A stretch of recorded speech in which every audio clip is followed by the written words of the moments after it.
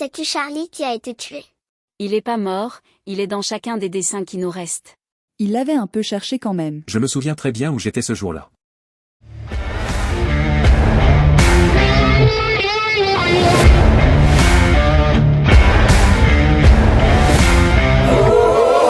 Aujourd'hui nous célébrons un triste anniversaire. Un anniversaire tragique, mais aussi porteur d'un combat intemporel, les 10 ans de l'attentat contre Charlie Hebdo. 10 ans ont passé depuis que des crayons, des plumes et des esprits libres ont été abattus, non pas par la force de l'argument, mais par celle des balles. Charlie, c'était bien plus qu'un journal. C'était un espace où l'irrévérence régnait en maître, où l'on riait des puissants et des dogmes. Un espace où l'on croyait que les idées, même absurdes ou provocantes, méritaient de circuler. Et pourtant, ce droit, ce devoir même, a coûté la vie à des femmes et des hommes qui ne brandissaient d'autres armes que leurs crayons. Mais soyons clairs, cette attaque n'était pas seulement contre Charlie. Elle était contre chacun d'entre nous. Contre cette liberté fragile qui nous permet de douter, de questionner, de rire de tout, même du sacré. Oui, surtout du sacré. Car qu'est-ce que le sacré sinon un verrou sur la pensée, une frontière imposée par des dogmes qui, eux, ne souffrent pas la contestation. La religion, qu'elle soit chrétienne, musulmane, juive ou autre, a toujours eu cette fâcheuse habitude, dicter ce qui est vrai, ce qui est juste, et surtout ce qu'on ne doit pas dire ou faire sans aucun autre argument que celui du c'est écrit dans un livre dépassé. Pourquoi? Parce que la religion, lorsqu'elle s'arme de dogmes, craint une chose plus que tout, le rire. Le rire, c'est une arme de destruction massive pour les certitudes immobiles. Les grands totalitarismes de l'histoire le savaient bien. Qu'il s'agisse d'idéologie politique ou religieuse, l'interdiction du rire est toujours leur première arme. Car le rire ébranle, le rire libère, le rire brise ces murs invisibles où les idées sont emprisonnées. Et c'est cela que Charlie a défendu, jusqu'au dernier souffle. On nous dit souvent qu'il faut respecter les croyances.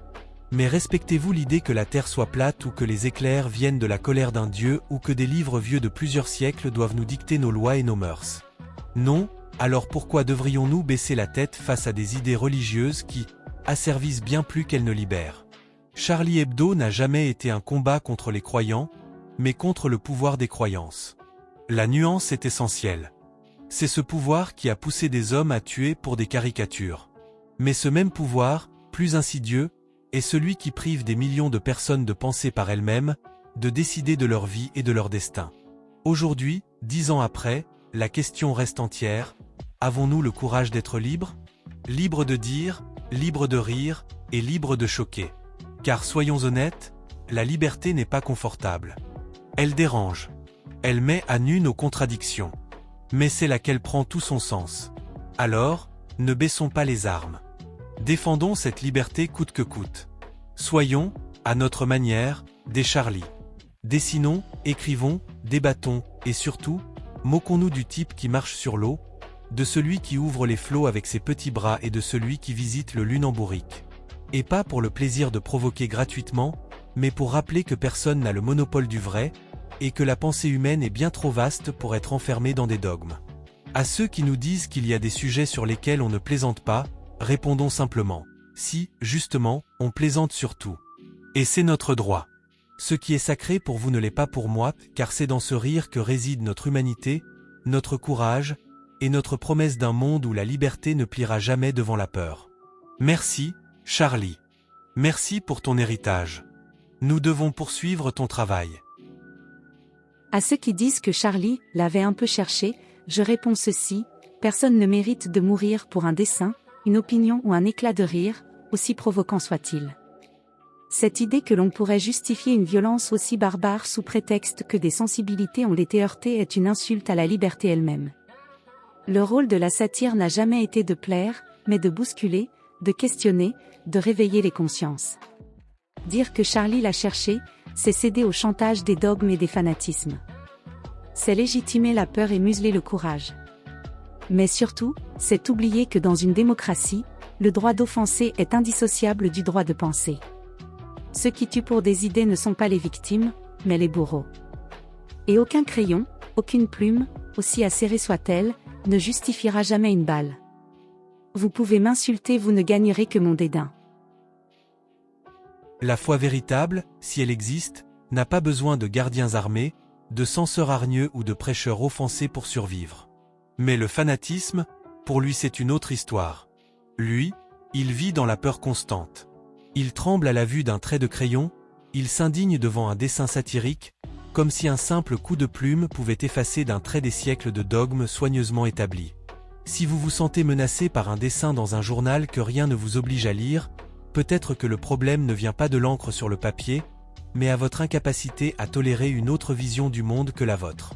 Une foi solide devrait inspirer que la paix, le recul, peut-être même le rire. Un fanatisme, lui, ne connaît que la rage, parce qu'il sait au fond que sa croyance n'est bâtie que sur du sable. Mais soyons sérieux. Si votre Dieu est si grand, si puissant, si omniscient, pourquoi aurait-il besoin de vous pour le défendre? Il a créé l'univers, les galaxies, les lois de la physique quantique, et voilà qu'un petit dessin dans un journal lui filerait des sueurs froides. Et là on peut rire. C'est quoi, cette divinité hypersensible, qui se froisse plus vite qu'une feuille de papier?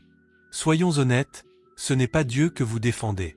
C'est votre ego, votre incapacité à supporter que tout le monde ne pense pas comme vous, que tout le monde n'a pas envie de plier devant vos croyances bien souvent ridicules comme celle de croire qu'un esprit malveillant vous suit dans les toilettes, car on en est à ce niveau de stupidité.